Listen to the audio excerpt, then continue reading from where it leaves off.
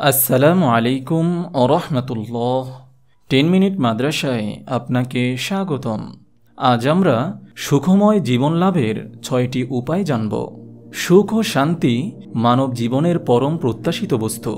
আমাদের জীবন আবর্তিত হয় এই কাঙ্ক্ষিত বস্তুকে ঘিরেই।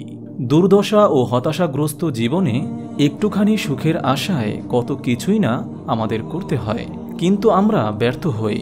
কারণ আল্লাহ প্রদত্ত সুখ শান্তি আমরা কেবল পার্থিব জীবনের মাঝেই খুঁজে বেড়াই।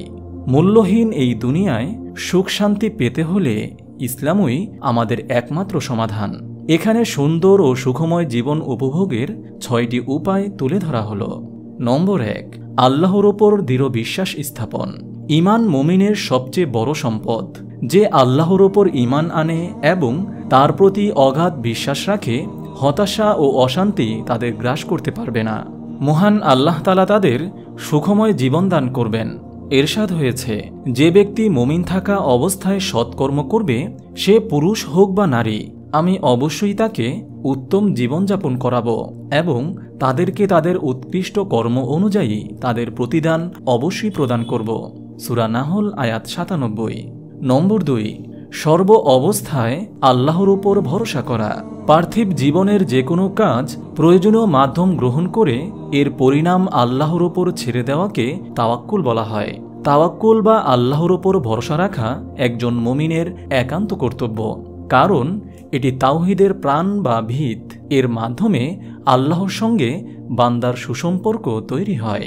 পবিত্র কোরআনে এরশাদ হয়েছে, যে ব্যক্তি আল্লাহর উপর ভরসা করে তার জন্য তিনি যথেষ্ট। সূরা তলাক আয়াত 3। মহান আল্লাহ তাআলা যার জন্য যথেষ্ট হয়ে যান, তার জীবনে কোনো অপূর্ণতা থাকে না। নম্বর 3, নিম্নস্তরের লোকদের প্রতি দৃষ্টি দেওয়া। সুখময় ও সুন্দর জীবন উপভোগ করার গুরুত্বপূর্ণ একটি উপায় হচ্ছে নিজের থেকে নিম্নস্তরের লোকদের প্রতি দৃষ্টি দেওয়া। এতে মানুষ আল্লাহর নেয়ামতগুলো উপলব্ধি করতে পারে। সাহাবী আবু হুরায়রা রাদিয়াল্লাহু তাআলা আনহু বলেন, রাসূল সাল্লাল্লাহু আলাইহি ওয়াসাল্লাম বলেছেন, তোমাদের চেয়ে নিম্নস্তরের লোকদের প্রতি দৃষ্টি দাও, তবে তোমাদের চেয়ে উঁচু স্তরের লোকদের দিকে লক্ষ্য করো না, কেননা আল্লাহর নেয়ামতকে তুচ্ছ না ভাবার এটাই উত্তম পন্থা। সহিহ মুসলিম হাদিস নম্বর 7320। নম্বর 4, আল্লাহর স্মরণে অন্তরের প্রশান্তি।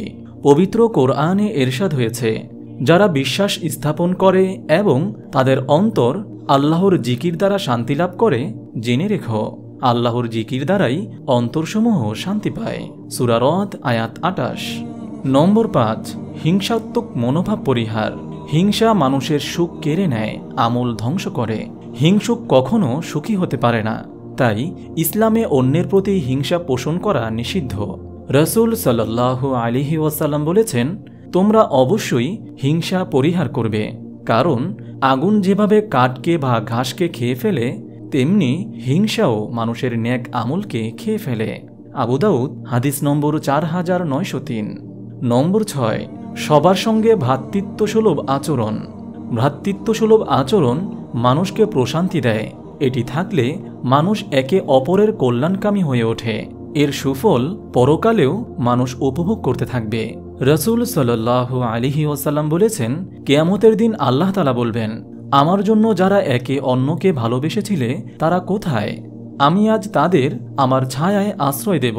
আজকের এই দিনে আমার ছায়া ছাড়া আর কোনো ছায়া নেই। সহিহ মুসলিম হাদিস নম্বর 2566। মহান আল্লাহ তাআলা আমাদের সবাইকে সুখময় জীবন উপভোগ করার তৌফিক দান করুন। আমিন। আপনি যদি এরকম ভিডিও আরও পেতে চান, তাহলে এই চ্যানেলটি সাবস্ক্রাইব করে পাশে রাখা বেল আইকনটি অন করে দিন।